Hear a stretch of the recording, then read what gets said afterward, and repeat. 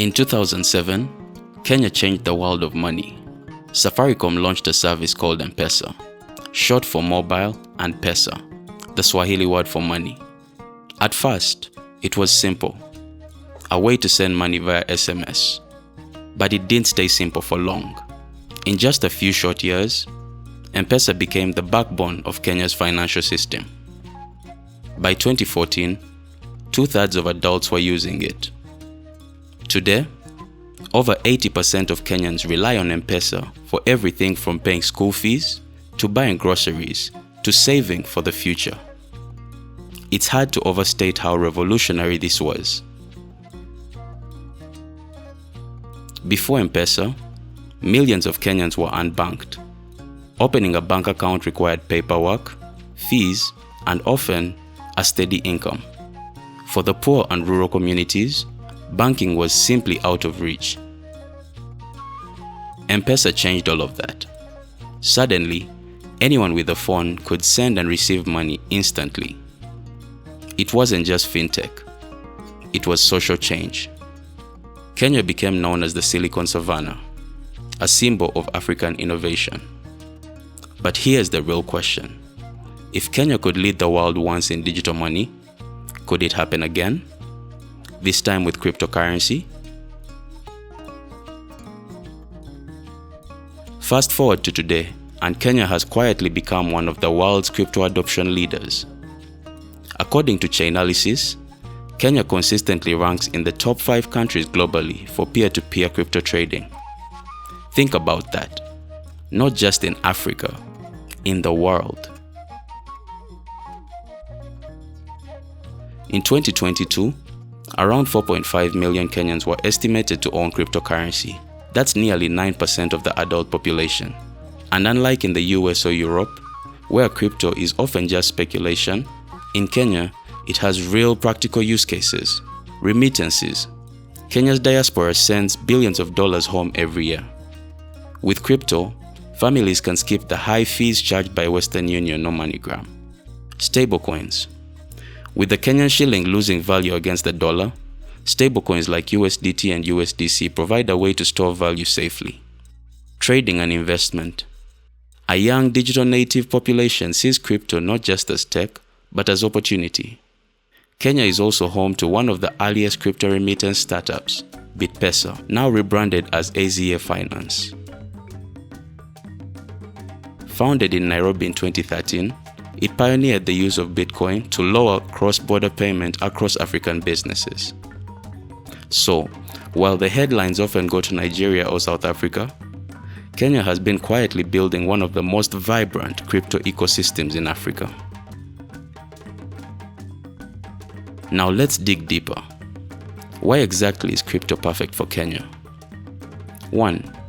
Mobile money familiarity. Kenyans are already used to digital money. With M-Pesa, more than 30 million people move cash daily using their phones.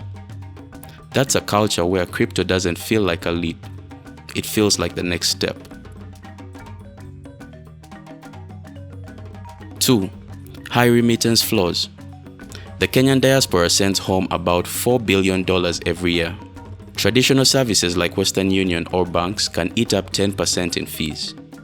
Crypto is changing that. Startups like Kotani Pay are building bridges between crypto and M-Pesa. Imagine a Kenyan worker abroad sending USDT directly, and the family back home cashes it out instantly on their phone.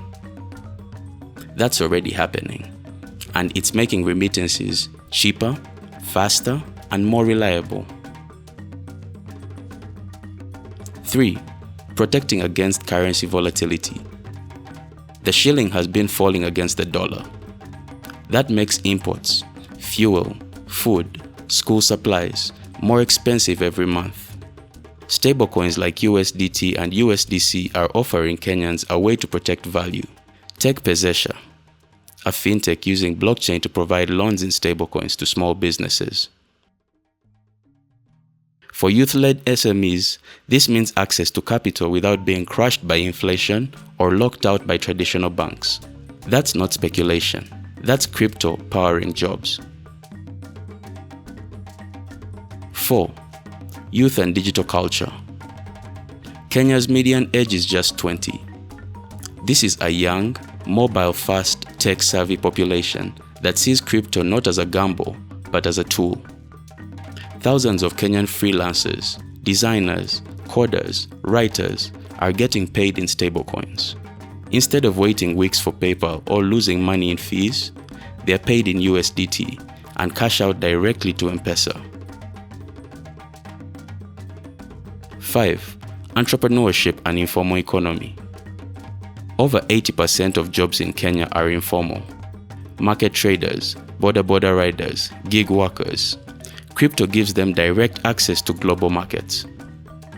In Nairobi's Kibra settlement, one of Africa's largest informal communities, projects like AfriBit Africa are already enabling residents to use Bitcoin for everyday payments.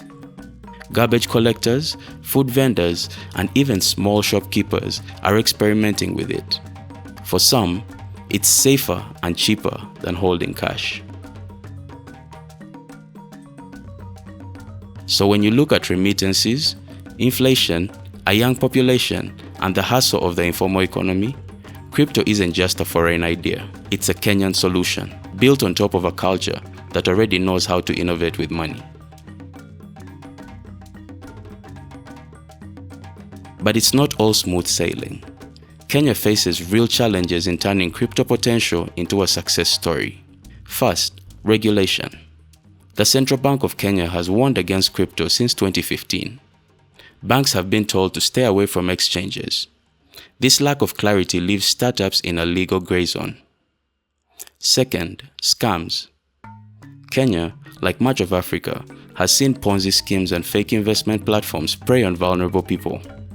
From Velox 10 Global to shady Telegram groups, these scams create fear and mistrust. Third, infrastructure gaps. While Nairobi is connected, rural areas still face patchy internet and high data costs. Without widespread access, crypto remains urban-centric. Fourth, energy costs. Kenya's electricity is expensive compared to global averages. That makes large-scale mining unfeasible. Finally, banking pushback.